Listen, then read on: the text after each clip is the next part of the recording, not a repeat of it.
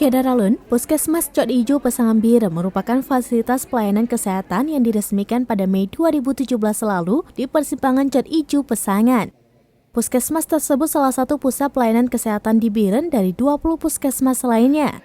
Saat ini, Puskesmas Cot Ijo yang memiliki fasilitas ruang layanan, ruang rawat inap, dan juga ruang IGD itu melayani ribuan warga dari 31 desa di Pasangan Biren.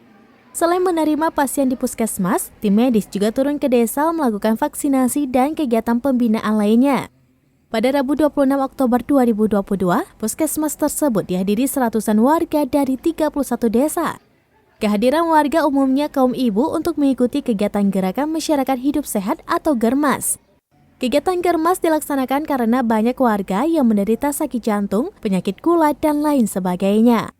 Kegiatan diawali dengan senam bersama, edukasi kesehatan dan pemeriksaan kesehatan, penandatanganan komitmen bersama, dan juga memperkenalkan makanan lokal seperti sayur mayur maupun jamu sehat untuk dikonsumsi masyarakat. Dari Biren, Ismandin Idris, Serambi On TV.